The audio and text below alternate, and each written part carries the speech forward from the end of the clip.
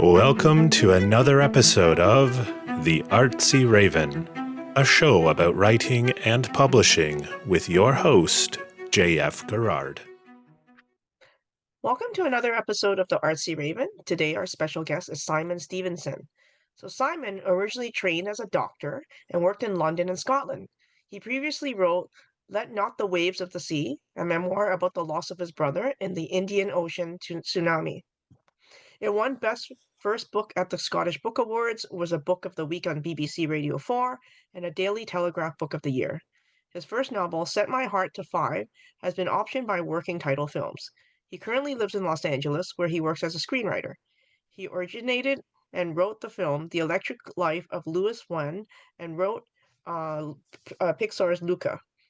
The Snowman Code is Simon's first book for young readers. So welcome, Simon. Thank you. I'm pleased to be here. Okay, so my background's also healthcare, so I'm always interested to learn wow. about people that's trained in healthcare and decide to do something else. So, I mean, you were a doctor. I mean, that's a pretty prestigious profession before you became a writer. Like, did you decide to quit halfway? I mean, what happened? Sure, it's a good question. What was your bit of healthcare before we start? I'm intrigued by that. Nuclear. Well, okay. Originally, my parents wanted pre-optometry. I want to be a coroner, but I ended up Oh wow. actually going into nuclear medicine. So I did Yeah. work in nuclear medicine for a bit. Oh wow, goodness So, me. yeah. Very, very, very high tech. Yeah. So I mean, it's a complicated question, isn't it? Like, I think, so I always loved writing and I always loved science. And so when I went to university, it was the choice. So in the UK, you go to medical school, it's your undergraduate degree. You don't do it as a sort of degree Yeah, after here they wait university. they make you suffer a few years first, Yeah, but yes. yeah. So with that, it means that when after high school, when you choose to go to university, you choose what to study. Um, I was choosing between English and medicine. And I chose medicine. It was a pretty close thing. I definitely could have gone either way. But I really enjoyed medical school, but I felt like this bit of my brain I wasn't using. I'd always loved stories. I'd always loved words, and I'd never really written much before then. I'd been a voracious reader, um, but that was when I started writing. And so, yeah, I always loved them both. I was never someone who, you know, was desperate to get away from medicine. Like I miss it. There's lots of things I miss about it. I just sort of liked writing more. And of course, there's a big history of doctors who are writers, writers who are doctors, medical people who are writers. And I think it sort of makes sense because, of course, when you think of those jobs, right, you think of the sciencey stuff, and then you also think of like the patient interaction and stuff. And I think it's the latter that's the where the real overlap is, because I always think that medicine is ultimately just communication, like that. Everyone can learn the science by rote, and then it's communication. And of course, writing is nothing if not communication. So I think the jobs are more similar than people often think. Oh, that is true. Now, tell me a little bit about Let Not the Waves of the Sea. Like, was this a short it was a first book, so Yeah. um So this was a memoir. So I my brother and his girlfriend were killed in the Indian Ocean tsunami in Thailand in 2004. And obviously that was a huge, a nuclear bomb in my life. I was 26, my brother was 27. Um, and really, yeah, like a seismic shift in lots of ways. And I wasn't. He wasn't. They were in Thailand. I wasn't in Thailand when it happened, but I subsequently spent a lot of time out there and got to know a lot of other people who were affected in various ways. And I think I resisted writing about it for a really long time. Like I kind of didn't want to write about it, and then eventually I sort of started. I realized I was like forgetting memories and stories about my brother, and I wanted to write them down for myself, and I wrote them down, and I showed it to someone and like you should think about doing something with this, and so it kind of came sort of organically from that. And uh it's funny because it's now this last year was the 20th anniversary of the tsunami, and the book probably came out then, I guess 15 years ago, 14 years ago. So in some ways it all feels like such a long time ago, but it's a great thing about memoirs. Like I'm someone who's too lazy to keep a diary, but someone asked me something about that period of my life the other day, and I was like, well, actually, I can look this up, and I got out the PDF and searched for the phrase, and I was able to tell them what had happened in my life at that point. So yeah, unexpected bonus. Oh gosh. Now you've written a memoir, you're writing fiction and screenplays. Like what kind of drew you to write different mediums? Like sometimes people just focus on one.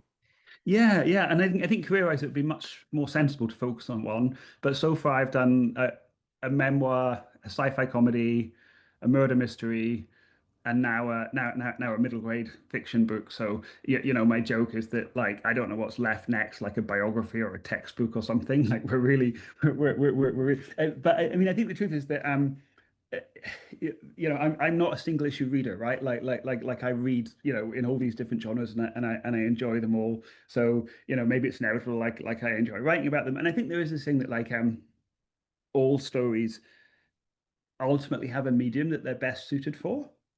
So there's certain stories that, are just naturally the size and shape of a film, certain that are the size and shape of a novel. Um, so yeah, I think it kind of I'm pretty agnostic about what form a thing has to take, and it's often part of the thing is when I have an idea, I sit and think, well, what's the best way to do this? What's the best Well, format? I was gonna ask if you were diverse because of different income streams, because I think it's kind of hard to make money off a novel these Yeah, yeah. days, right? Like not in the I mean past. that's definitely true. That like my living is much more screenwriting. They're sort of symbiotic though in that um a couple of the recent things I've done have been adaptations of my own novels, and that's been a really nice process because um as a screenwriter you always get like the stuff I get sent to adapt. So I have a basic metric that I think a great story needs three things, right? It needs story, characters, and world. And the books that I get sent as potential, screenplay adaptations, they only ever have two or three of those, like two out of the three. Like the ones with the three are all going to like the top, Mm-hmm. the top level screenwriters. And so if I write my own books, I can make sure that they have all those ingredients. So when it comes time to adapt them, it's a much easier job. But yeah, definitely I'm lucky that I have this other thing going on that I can sort of support myself. Okay, tell me a little bit about your new book, The Snowman Code. Like, give us a little summary. Yeah, so the Snowman Code is it's middle grade, but it's actually supposed to be for everyone. Like I worked at Pixar, and they very much have a thing of telling stories for everyone. And it's the story of a girl called Blessing who's 10 and a half.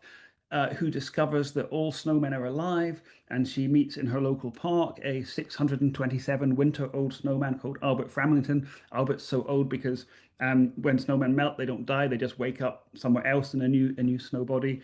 Um, when they meet, it's the longest winter that London has ever known. It's March and it's still winter, and the two of them have to kind of team up to basically to end this endless winter. Okay.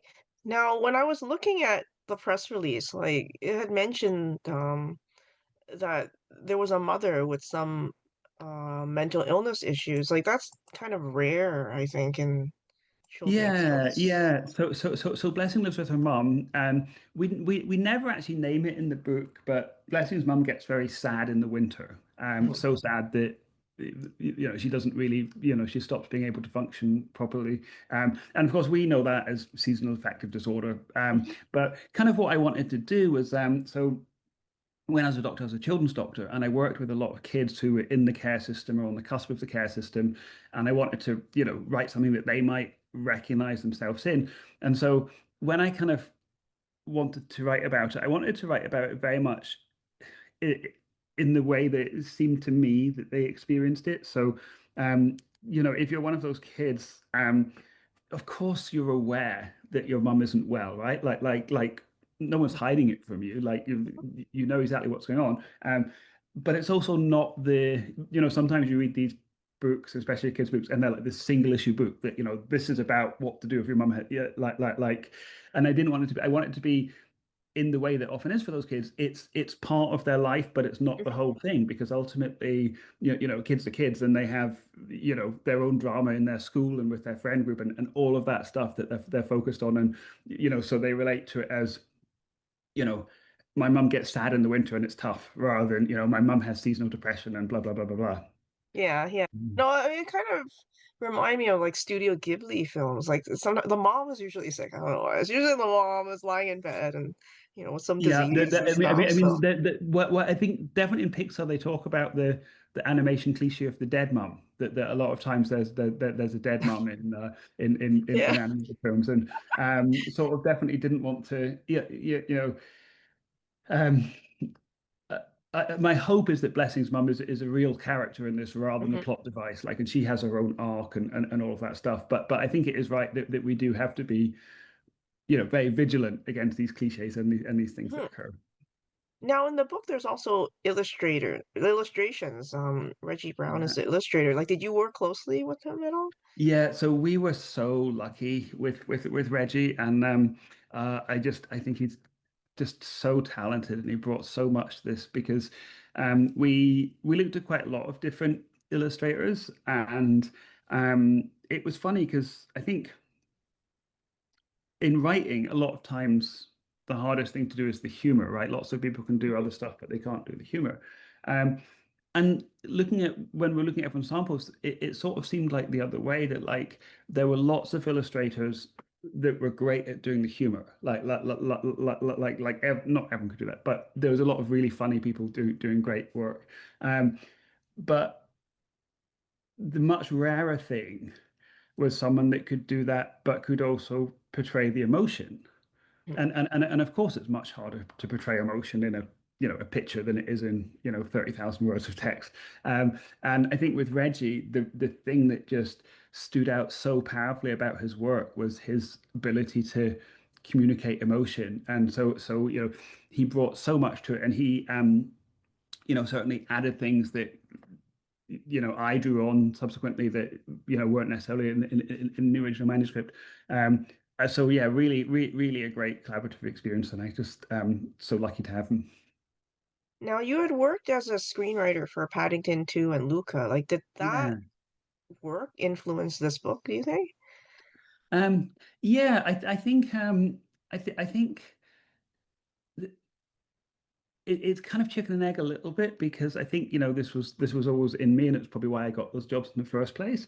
But I think what all those things have in common is um, I think it's partly what we're saying about things working on both levels for young people and older people, but I think also for like I think sometimes there's a people who make content for young people, especially, I mean, I'm talking about really the studios here, but like there can be such a cynicism, right? That like, oh, young people like dinosaurs, let's make something with dinosaurs that will sell. Or young people, whereas I think that I just think everyone can tell, no matter how old you are, you Mhm. can tell if something was made with authenticity and heart and love and it came from a real place.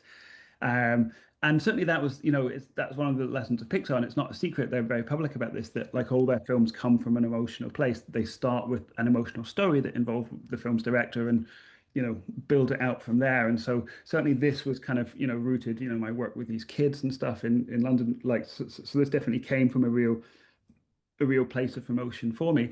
And I think,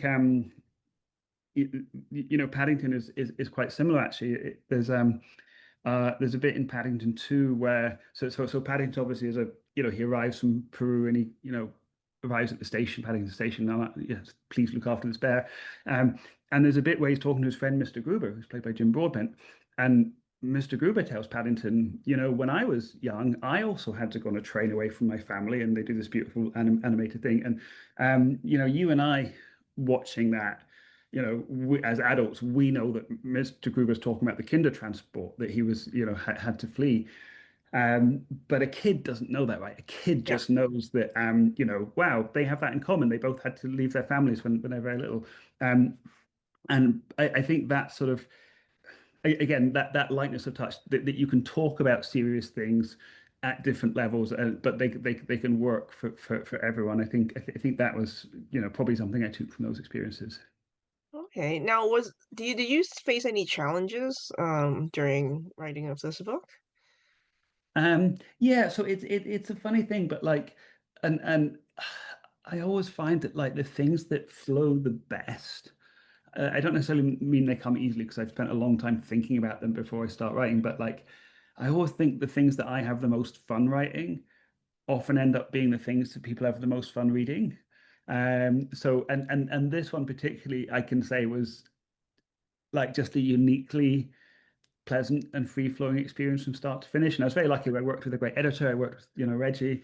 Um, but yeah, this one, I think the sort of the biggest thing was just um, finding because the book can work for adults as well. I think, when we first started showing it to people, there was some people that were like, well, who is this?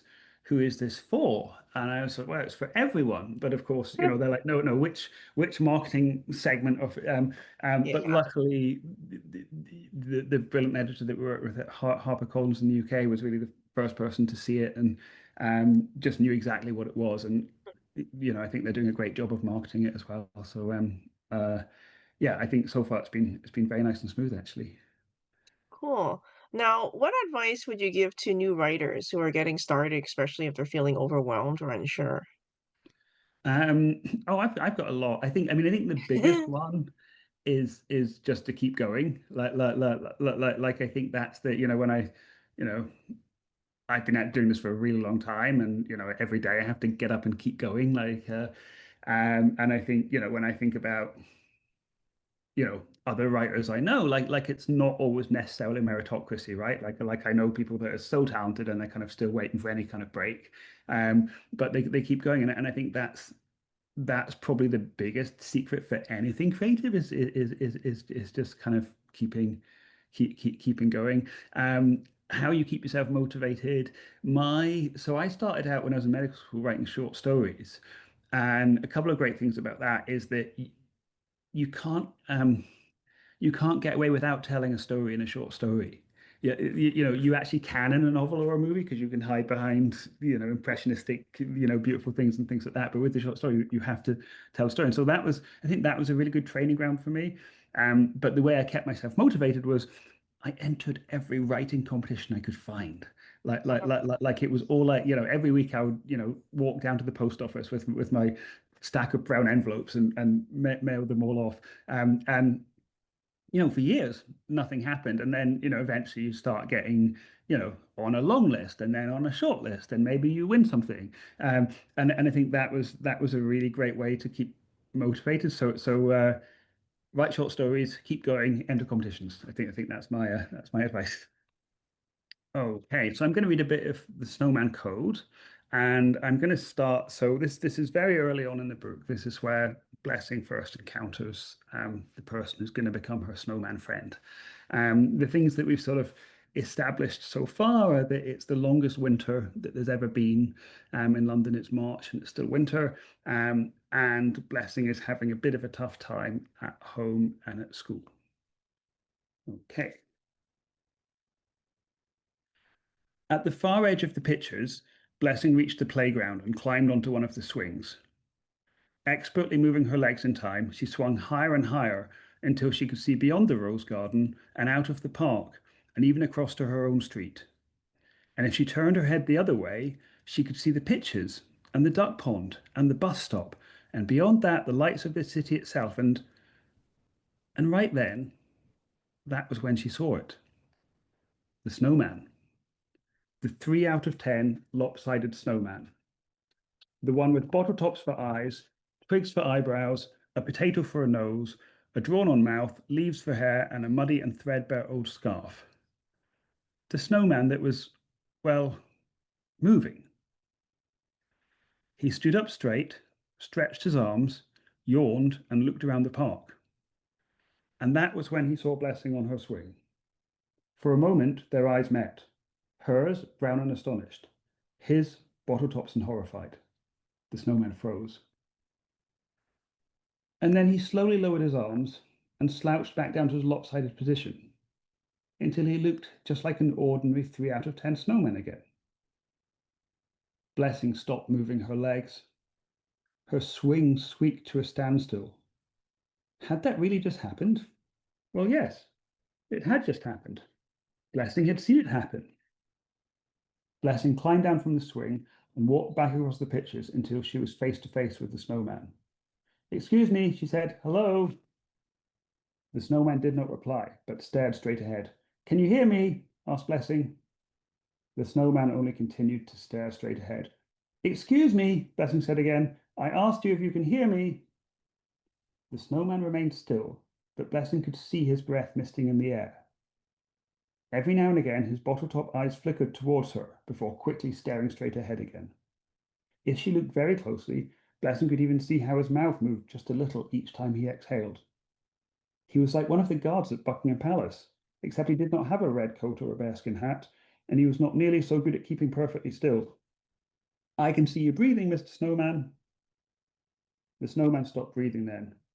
Blessing could tell because his mouth was no longer moving. And so she waited. Sure enough, the snowman's bottle top soon began to flicker back and forth to Blessing with an ever-increasing urgency. After a few moments of this, the snowman coughed, gasped in a very deep breath, and then held it once more. "You're being ridiculous," said Blessing. "I already saw you stretch, and I saw your eyes move, and I can see you breathing, and I heard you cough, and look, these are your footprints." The snowman glanced his bottle tops downwards, then quickly stared straight ahead again. Blessing looked at him and shook her head. There was really only one thing left to do. She took a very deep breath of her own, stood up on her tiptoes, and yelled in the place where the snowman's ears would have been, if he had ears, which he didn't, just as loudly as she could. "Excuse me," she shouted. "Can you hear me?" The snowman now turned to look directly at Blessing. "There's really no reason to raise your voice with me," he said. He seemed quite cross. "Oh," said Blessing. "Well, why didn't you answer me before?" "Because of the Snowman Code, of course," said the snowman. "What's that?" asked Blessing. "Don't tell me you've never heard of the Snowman Code." "I've never heard of the Snowman Code." "But then how did you know to speak to me 6 times?" asked the snowman. "I didn't know to do that," said Blessing. "And anyway, why is 6 times important?" "Because," explained the Snowman Code says we must always ignore humans the first 5 times they talk to us, but on the 6th time, we are obliged to answer them." "Why are you obliged to answer us on the 6th time?" asked Blessing. "Because it's only polite, of course," answered the snowman. Blessing frowned. Snowmen weren't supposed to know that it was important to be polite. After all, they weren't even supposed to be able to talk. "Well, who invented the Snowman Code?" asked Blessing. "What do you mean, who invented the Snowman Code?" said the snowman. "Nobody invented it. It has been around since the days of Gurk himself." "Who was Gurk?" asked Blessing. "Who was Gurk?" repeated the snowman incredulously. "Don't tell me you don't know who Gurk was." "I don't know who Gurk was," said Blessing. "Gurk was the cave boy who built the very first snowman." "That must have been a long time ago," said Blessing. "It was," agreed the snowman. "It was many, many years ago, more even than 9. Blessing looked around in puzzlement. All the other things in the park were still exactly where they were supposed to be, doing exactly what they were supposed to be doing. The only thing not doing what it was supposed to be doing was this snowman. Because snowmen really weren't meant to be able to talk. And while any talking snowman would have been odd, this particular talking snowman seemed even odder still. "What's your name?" asked Blessing. "None of your business," said the snowman. "What's your name?" Blessing asked again. "What?" said the snowman. "I've just told you it's none of your business, and furthermore, what's your name?" Blessing interrupted. "What's your name? What's your name? Oh, and one more thing, what's your name?" The snowman stared at Blessing. "That's 6, she said, so now you have to tell me your name. It's the Snowman Code." "Fine," huffed the snowman. "In that case, my name is, Mr. Frosty. Ahem, ahem." Blessing noticed that the snowman had started to turn red. "Mr. Frosty, right. And how do you spell that?" Blessing asked. "M-I-S," began the snowman. "I know how to spell Mister, interrupted Blessing. "I meant, how do you spell Frosty?" "Ahem," coughed the snowman. "Well, it's Frosstieyei.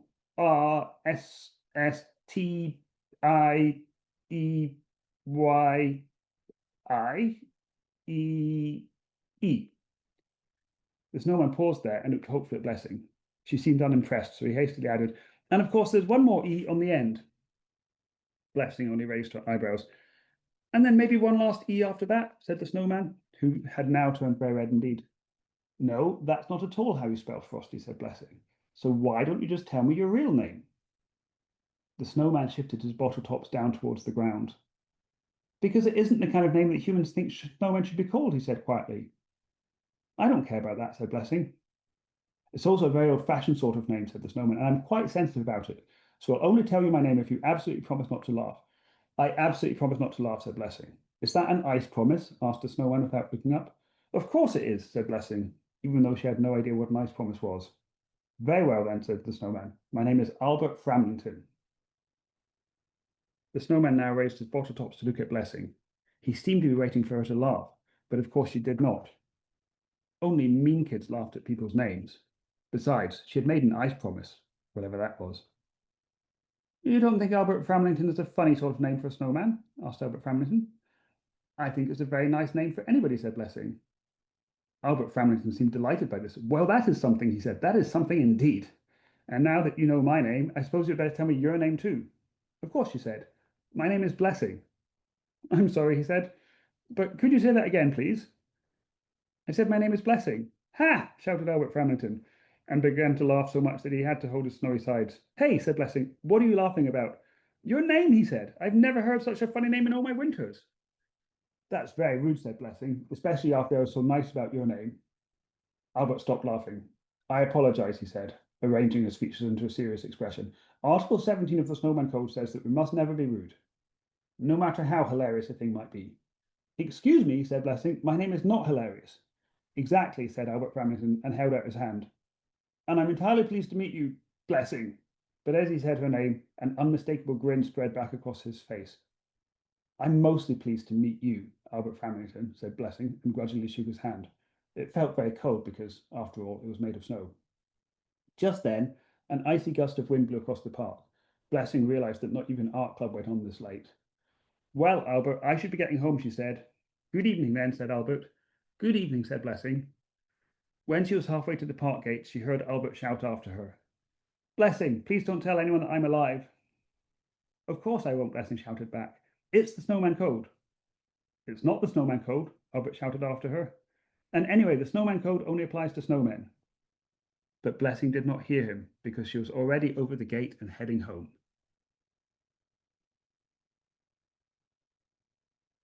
Oh, thank you for your reading. Thank you very much for spending time with us as well on the Thank you for having me. I podcast. really enjoyed it. Yeah. The Artsy Raven is produced by Dark Helix Press. Introduction voiceover by Chris Gorman. Music by Tim Moore. Please access your bonus content on the Patreon website. Thank you very much for listening, and please stay safe.